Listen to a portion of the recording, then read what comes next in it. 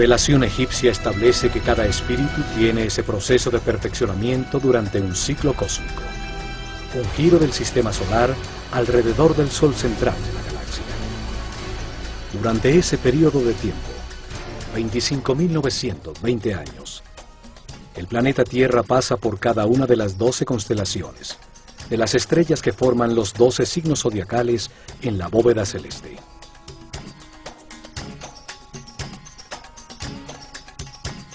Esto sucede para que el espíritu reciba las distintas energías, las distintas fuerzas de las estrellas durante 12 eras de 2160 años, 12 ciclos que producen distintos procesos y estados.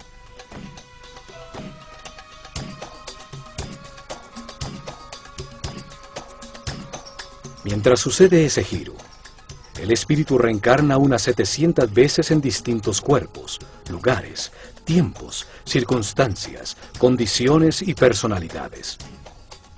En esas vidas, asciende del primero al séptimo nivel de conciencia.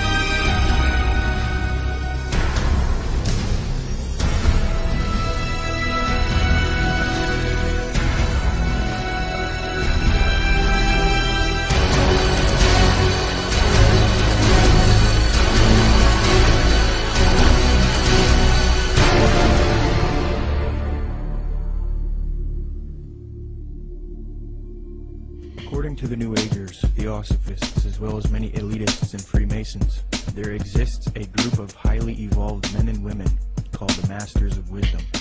These powerful groups claim that Buddha, Krishna, Muhammad, and Jesus were all masters of wisdom, and that a being named Maitreya is the leader of these beings, who in turn is subject to the true leader, Sanat Kumara. New Age Theosophist Dane Rudhar concedes that the leader of the Masters, Sanat Kumara, is in fact Satan, according to the esotericists. Quote, Satan is an anagram for Sanat Kumara, who in the esoteric philosophy of India is the Promethean being who gave mankind the fire of self-conscious and independent individual selfhood, unquote. John Michael Greer, in the New Encyclopedia of the Occult, notes, quote, Satan has a possible echo in theosophic lore, where the Lord of the world, the spiritual ruler of the earth, and the head of the Great White Lodge is Sanat Kumara, a Lord of the Flame who descended to earth from Venus in a fiery chariot some 6 million years ago. Theosophy teaches that Satan or Lucifer is actually a divine being who saves humankind and brings him consciousness. Many modern influential New Agers who are deceived by Theosophy repeat the same theme. David Spangler admits that Lucifer is a being that New Agers honor, and the light of Lucifer is the light of God. So indeed the Luciferian doctrine is fused into the New Age movement due to theosophy.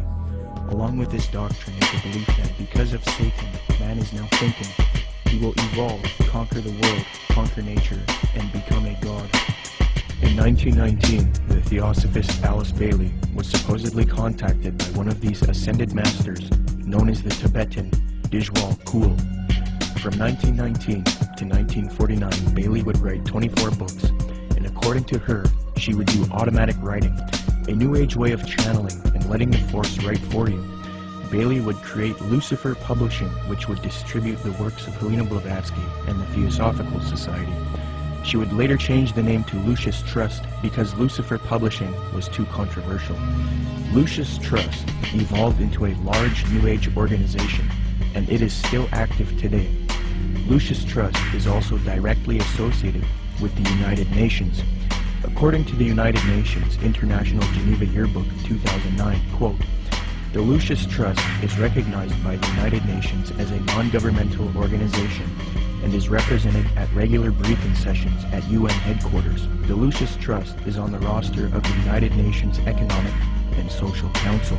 Thus, Theosophy and the New Age are now fused into the United Nations, which gives a medium for the New Age agenda. The aim of corrupt organizations like Lucius Trust and the UN is to create a one-world government, New World Order, which is in accord with the supposed Age of Aquarius.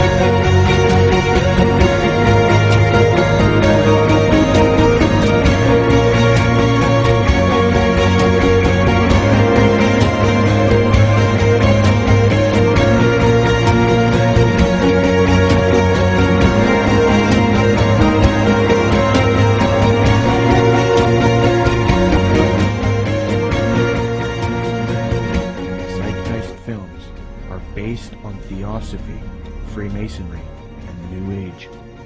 For those who are unfamiliar, in 2007, a man named Peter Joseph released a film called Zeitgeist. This film received millions of views on the internet and became very popular.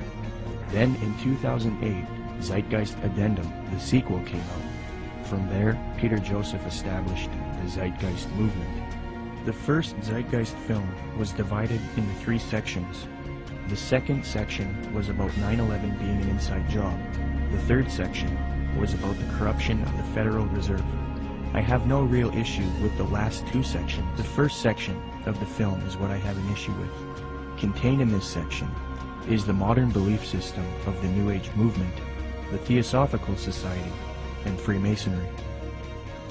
It becomes quite clear that this film and movement, which has captivated so many truth seekers, is nothing more than the externalization of Theosophy, Freemasonry, and the New Age to the public. This is important because if it turns out that Zeitgeist is leading people into Theosophical and Freemasonic ideologies, it means that rather than standing against the New World Order One World Government agenda, like the anti-New World Order movement is supposed to be doing, truth seekers are actually associating themselves with ideologies and organizations that are connected to the New World Order. Zeitgeist appealed to Acharya S. for this theory. These claims can be found in her book, The Christ Conspiracy. Interestingly, it was the founder of Theosophy, Helena Blavatsky, and the Marxist Theosophist Annie Besant who popularized these types of arguments and inserted them into the New Age movement.